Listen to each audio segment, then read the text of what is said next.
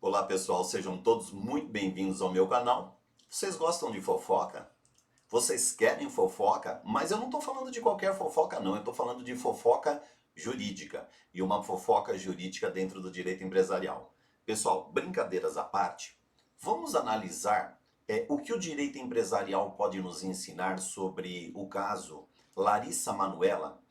Todos estão acompanhando aí, tá árduo o negócio na imprensa, a briga entre a Larissa Manoela e os pais, porque ela de certa forma está abrindo mão de um patrimônio de 18 milhões de reais em razão do controle que os pais exercem mesmo após ela ter atingido a maioridade. Então, vamos entender o caso e ver exatamente como é que juridicamente a gente compreende tudo o que está acontecendo. Então, te convido para essa análise. Olha lá, pessoal. Vamos entender a partir da cronologia dos fatos. A Larissa Manoela, que na verdade um fenômeno de audiência, né? Seja em redes sociais, novelas, programas que ela participa, ela nasceu em 28 de dezembro de 2000. Esse fato é muito importante porque juridicamente ele traz vários impactos e efeitos aqui. E a carreira meteórica dela se dá exatamente quando ela está com 4 anos de idade. Tardiamente até, eu diria, como advogado especialista em direito empresarial, foi aberta uma empresa para gerir a carreira dela. Em 2014 é aberta a primeira empresa, a Dalari, que a gente vai entrar no mérito, ela é todo o pivô da confusão que existe entre a filha e os pais. Essa empresa, é claro, é aberta quando ela ainda é menor de idade. Então vem toda a discussão aí. Pode um menor de idade fazer parte da empresa? Como funciona isso efetivamente? Depois, essa empresa, ao longo do tempo, hoje, a Larissa Manoela está com 18 anos de idade e acumulou. E na verdade a gente não pode dizer que ela acumulou, porque tudo foi constituído em nome da empresa. Então a empresa em si acumulou um patrimônio em torno de 18 milhões de reais, segundo o que é declarado pelas próprias partes no barraco gourmet que vem sendo discutido aí através da imprensa e nas próprias redes sociais.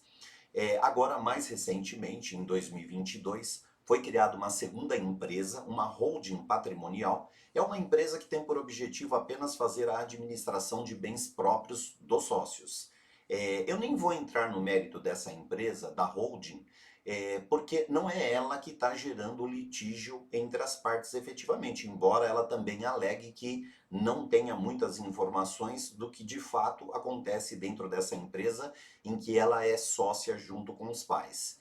E, mais recentemente, ela abriu uma terceira empresa, é uma sociedade limitada unipessoal, ou seja, é uma empresa da qual ela é a única titular, e através dessa empresa, hoje ela tem 6 contratos de publicidade que ela faz. Então, agora, efetivamente, ela é titular de uma empresa, não só na condição de sócia, como administradora, porque inicialmente os pais também eram os administradores dessa empresa recém-criada, mas com o litígio, como ela é sócia única, ela tem esse poder, ela retirou os pais da administração, ela administra a própria empresa, então esse rendimento é exclusivo dela. Por isso que eu falei para vocês, todo litígio reside em torno da primeira empresa que foi criada e vocês vão ver por que que isso gerou todo esse litígio.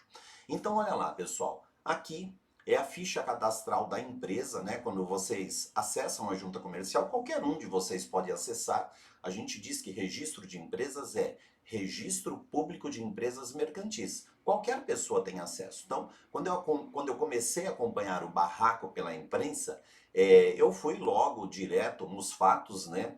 Mas os fatos com a devida comprovação. Então, peguei lá o registro dessa empresa. E começa a questão da análise dos efeitos jurídicos.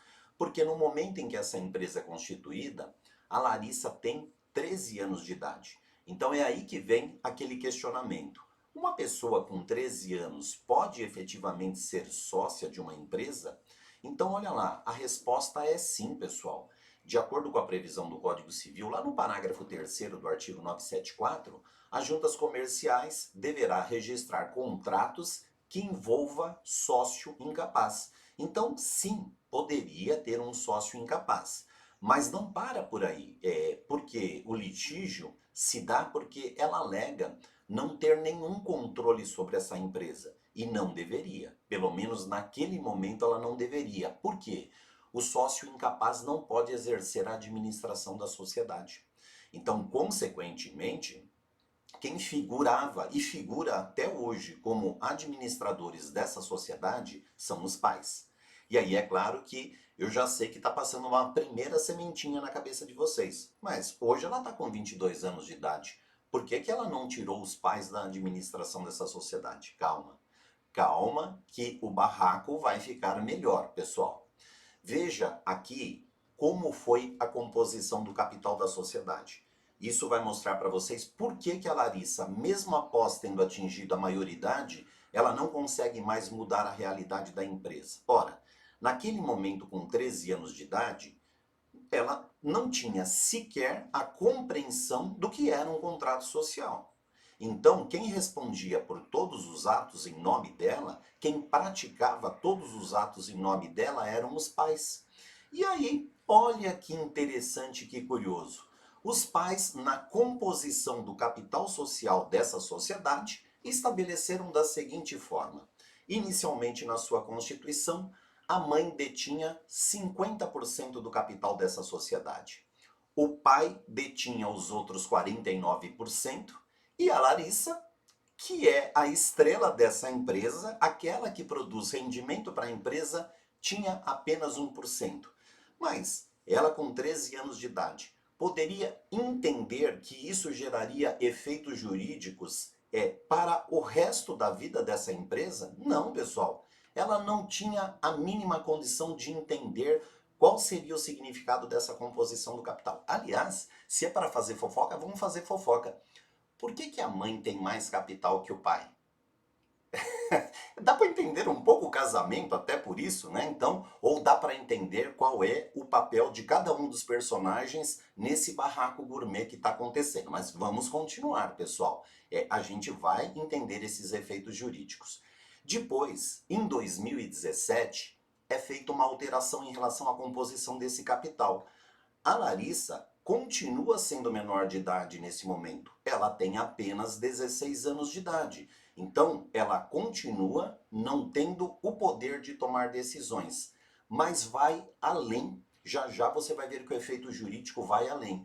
Observe que nessa alteração, os pais não mentiram. Os pais chegaram a dizer para ela que ela tinha uma participação em condição de igualdade na empresa. Então, olha lá. A mãe, 33%, o pai, 33% e a Larissa, 33%. Opa, professor, agora ficou justo o negócio. Em termos de efeitos jurídicos, não ficou não, pessoal. Porque a Larissa continua sendo a grande estrela dessa empresa. O rendimento da empresa vem efetivamente da imagem e do trabalho dela. Mas ela tem apenas 33% do capital, sem nenhum controle e sequer podendo modificar a realidade desses atos. Porque ela tem 16 anos de idade. Quem pratica o ato é a dona Silvana. Dona Silvana, a senhora é danadinha, hein? Tô vendo que a senhora tem até R$ 1 aí a mais que o seu marido. Coitado da sua filha e do seu marido, dona Silvana. A senhora não é inocente não, tá bom? Mas vamos continuar, pessoal. Mais recentemente, em janeiro de 2020, a Larissa já está com 19 anos de idade. Os pais não mentiram para a imprensa, porque os pais disseram que foi mudado o capital, mas com a conivência dela. E olha lá a mudança no capital social. A dona Silvana agora ficou mais boazinha, não tem mais nada do que o marido, ela tem 49%, o seu Gilberto tem 49% e a Larissa tem só 2%. Ela saiu de 33 para 2, pessoal. Não é muito estranho isso, gente? Mas, segundo consta, o barraco ainda não havia acontecido. Então nós estamos pressupondo que tudo isso ocorreu harmonicamente. Mas, pessoal, por que que a Larissa, agora maior de idade, continua sem ter controle da empresa? Sendo que a empresa efetivamente é ela. É a imagem dela, é o trabalho desenvolvido por ela. A regra vem aqui, pessoal. Primeira coisa. Ela alegou e comprovou isso através de uma entrevista ao Fantástico, por conversas de áudio e mensagens de texto, tanto com o pai quanto a mãe, que ela precisava pedir dinheiro para eles para comprar milho na praia, gente.